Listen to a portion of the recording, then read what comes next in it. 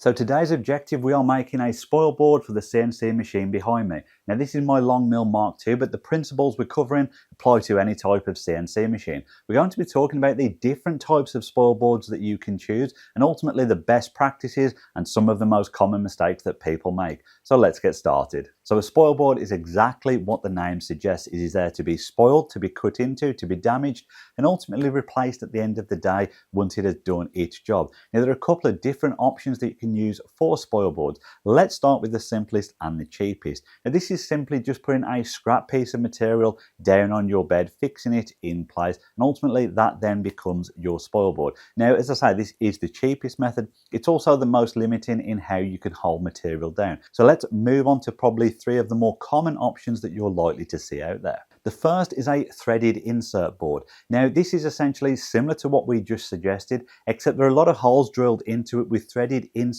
placed in from underneath. Now the way that these work is they give you multiple fixing points to put your clamps in position. You'll often see these type of spoil boards on smaller desktop CNC machines. Now they are good, they are versatile, but the problem is you are limited in where those clamps can go. So next let's talk about an MFT spoil board, a multi-function table. Now you see these usually a lot in woodworking benches. Ultimately the spoil board has a lot of holes machined into it that can be used for various things, such as cam clamps, which is where you rotate the clamp to hold the material in position. You can also use them to put bits of pipe in for holding things and aligning material. So it can be quite versatile. Now the downside to this is any type of clamping pressure only can come in horizontal because there's no way to actually pin it down vertical, as say, unless we go back to using screws and nails, which we want to avoid. That leads me on to the third most common option, which is a T-track spoil board. This is where you have strips of spoil board and in between those strips you have pieces of T-track. Now this gives you the versatility of being able to move your clamps about in different positions. You can have your T-tracks going forward to back, left to right. You can even cross them over and have them in a grid. So you really do have lots of options. But ultimately the downside is the more T-track you buy, the more expensive the spoil board comes to make. Now I am going with a T-track option today, and that is what we're going to map out on the machine.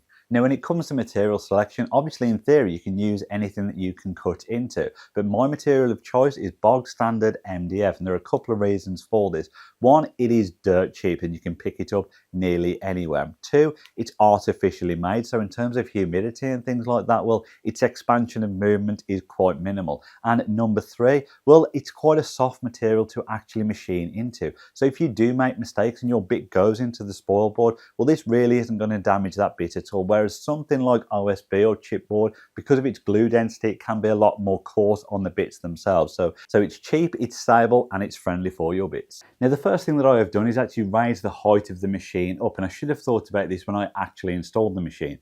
Now obviously if we're adding a spoil board that is 18 millimeters thick or 1 3/4 inches, then we're going to lose that height off the Z travel. So the way to combat that is to raise the machine up to the same height as your spoil board, and that is essentially what I've done. Now if you're doing what I've had to do, which is raise it up after you'd already installed it, then just check your machine is still square and everything is running smooth. The next task has two outcomes that are going to be really useful for us. First, we're going to understand the maximum working area of the machine, and we're also actually going to map it out where each corner is. So what you need to do in the first instance is just bring it to the front left corner, put something like a V-bit in or a tapered ball nose in, and lower it down as far as you can. And then simply mark on the bench where that is actually sitting. What you also want to do at this point is reset the 0 in your software so that the coordinates on screen all say 0, 0, 0. Basically, when we jog this to the far back right corner, it will then give us the maximum working area so we know how big our spoil board can be. But before we get to that back corner, what we're actually going to do first is jog it to the front right corner and do a similar thing again, mark the pencil position of where the bit touches, because ultimately this allows us to keep our spoil board nice and square with the cutting area of the machine. So I've jogged the machine all the way over to this corner and I've literally just stopped it a few millimeters short of the end plate, so I sort of know that's the maximum working area. Now on this machine it is 1270 millimeters, so I know that is how wide my spoil board needs to be in total. I'm also now just going to mark that point underneath the bit so I know exactly where the corner of the work area is also. Next I'll take it to the rear right corner, and that will give us the maximum working area that we have for the machine.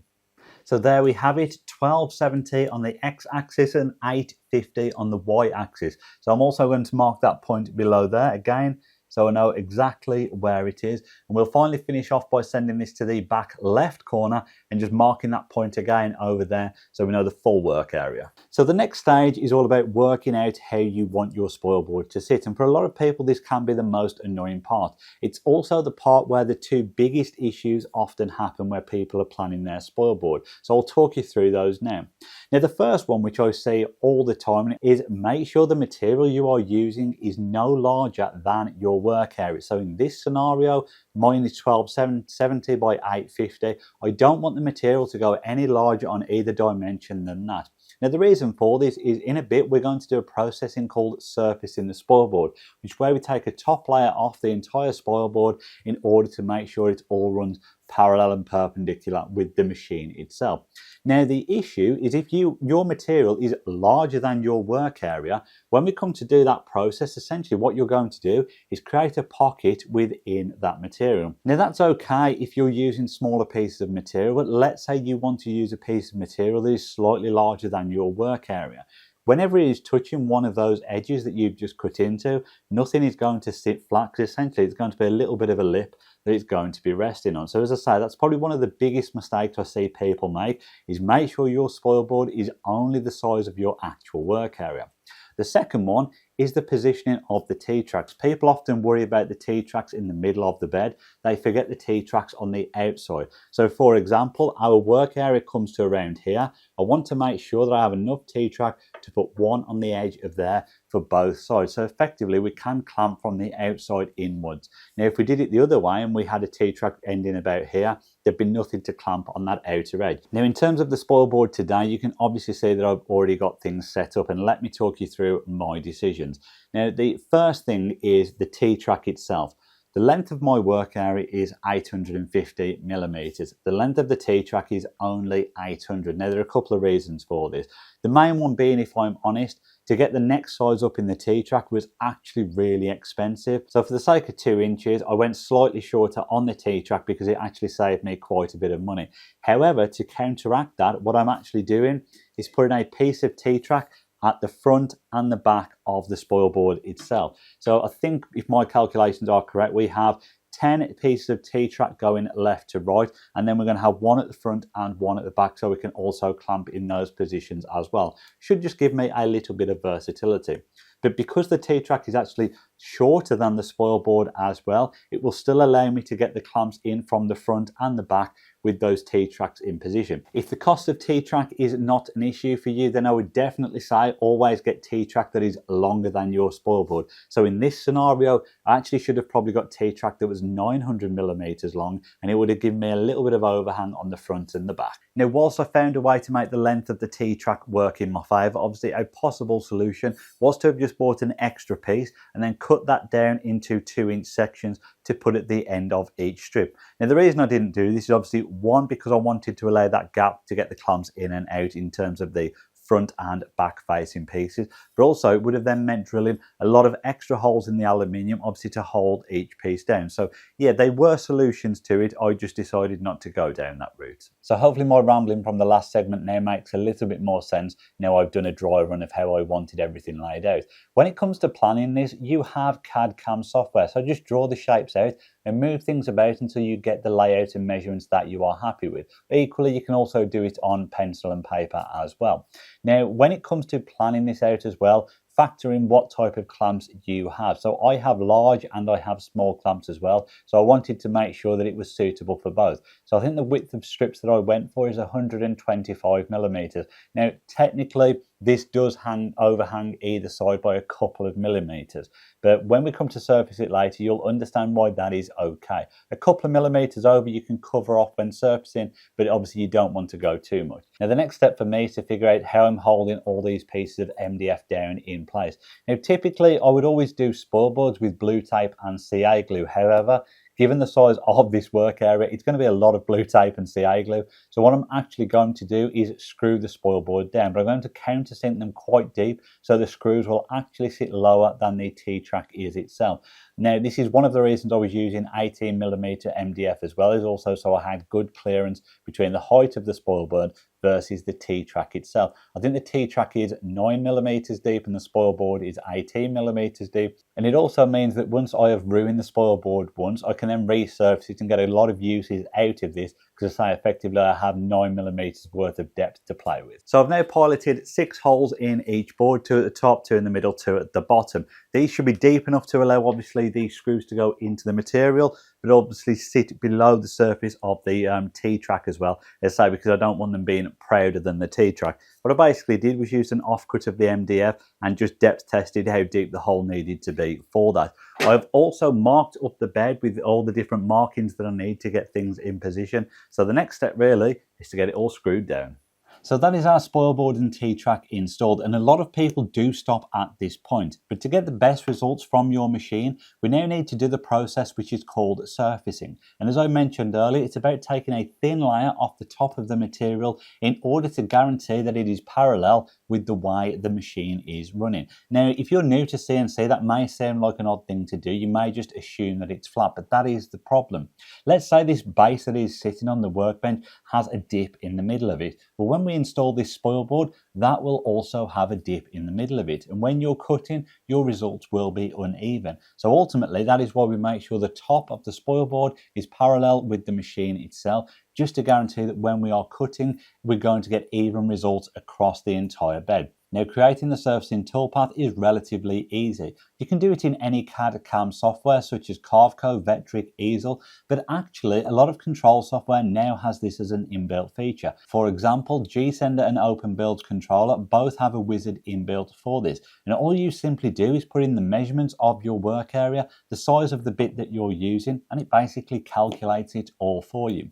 Now, when it comes to surfacing and using bits, you can technically use any size bit. What you want to use is a flat bit, obviously, because we are machining a flat surface. But essentially, the larger you can go, then the faster it is going to be done. But this is all relative to your machine.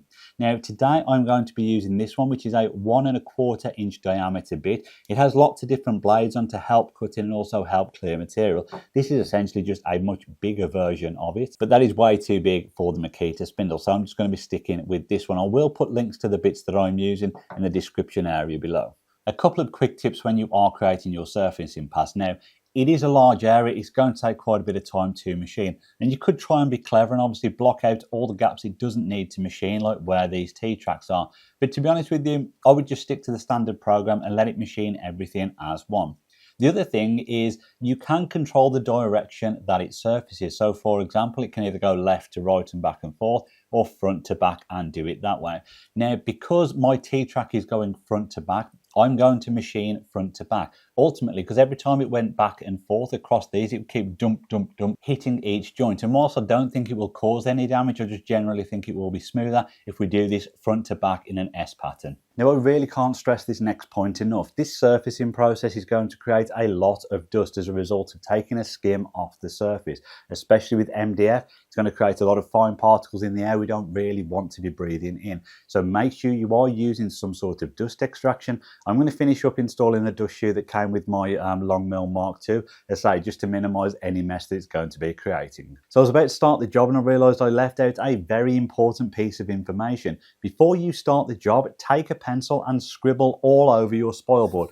I literally mean scribble on every single piece, every single area. Now, the reason for this ultimately is we need to know we have taken a skim off the entire surface. So let's say if we run this job once and we notice there's still pencil marks left in certain areas, we need to lower it down and run it again. So ultimately, this pencil just gives us an indication that we are taking a layer off the entire surface. Within a minute of the job starting, I knew I would need to do a second pass because there were certain areas that the bit wasn't touching. Now, most of the board has been completed. There's an area over the back here that just needs to be re-skimmed. Now, what we have to do at this point is effectively drop the zero down another 0.5 millimeter and basically run the job again. However, I'm a little bit more confident this time, so I'm actually going to increase the speed of it as well. Now, the first job took 45 minutes, so hopefully by increasing the speed, we're going to decrease the overall time, and this one should take a little bit quicker. So we have surfaced the spoilboard twice, got rid of all of the pencil marks, and we now know that this is perfectly parallel with the machine itself, which is excellent. Now, the final step that sometimes people do miss is the tramming. Now, if you're not familiar with what tramming is, when you run a job like this, you may see that there's lines going across the bed. The more prominent they are, the worse your machine is. Now, luckily, this hasn't come out too bad. I can hardly see the lines on the bed. They are there when you shine the light in certain angles, but it basically means the machine is trammed in pretty well. And ultimately, this is about whether your spindle's leaning forwards, backwards, left or right. And we're going to try and counteract that. Now, this little jig that I've got here, this is just a 3D printed jig that I've made. The files are available on Thingiverse for free, so you can do it yourself. But if you don't have a 3D printer, don't worry. You can do exactly the same by basically taping two Allen keys together and you get exactly the same shape. A 6mm and a 5mm does the job perfectly. That will go in your spindle and give you exactly the same job.